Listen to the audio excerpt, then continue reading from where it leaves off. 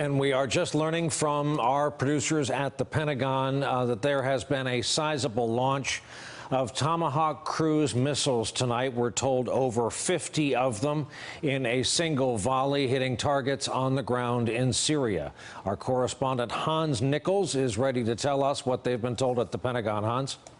We're still learning more on this, but here's what we know. There's been Tomahawk cruise missiles fired off of Navy ships in the eastern Mediterranean. They had a single target. That target was an airfield near Homs, which is a major commercial city. It was an airfield. Looks like there are more than 50 impacts. It just looks like the Tomahawks were fired.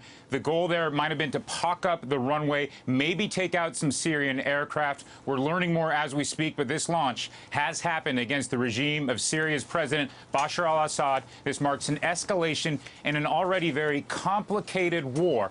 We'll get back to you when we have more information. Brian? Okay, Hans, just one more point here. In the Mediterranean, I believe we have the USS Porter and the USS Ross that would be ready to fire missiles like this, even though all of our vessels over a certain size and certainly all of our nuclear submarines are potential launching platforms. How big, how small is a volley of 50 of these, considering we're talking about a 1,000-pound warhead on each?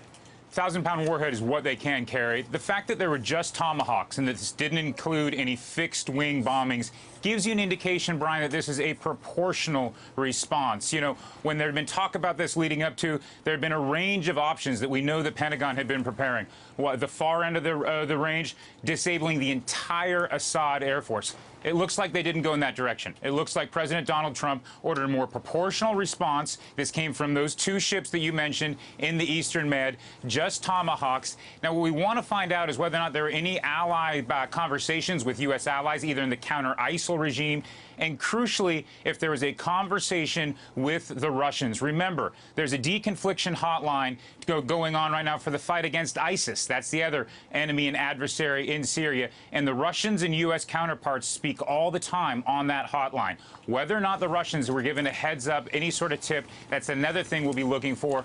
We also don't know if there have been any casualties on the ground, if there's been anything like that. But we can report that this strike happened. It happened moments ago, and it appears it's over. This appears to be a one-off strike. But President Trump making good and restoring this idea of crossing red lines, doing something President Barack Obama didn't do, and that is attack the regime of Bashar al-Assad. Brian? So, Hans, I understand you're limited to what we know. Far from regime change, far from targets all over that country, this could turn out to be a strike on the air facilities where it's believed the sarin gas, suspected sarin gas airstrike started.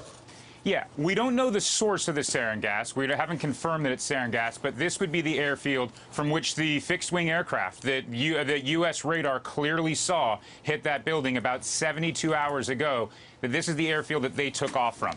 That gets back to this idea of proportionality. Now, I know we heard from Secretary Mattis earlier today talking about the idea underway being an effort for regime change or a transition of power for Assad. This doesn't seem to be a strong hint that the U.S. is militarily going to go in the direction of regime change. This seems like it's a proportional response. And I also think we should note, Brian, the speed with which this happened, the velocity of this response. Just 72 hours ago, on Tuesday morning, dawn in Syria, that's when this chemical weapons attack happened. 72 hours later, there's a response from this administration. Brian? All right, Hans Nichols at the Pentagon. We're going to let him go report.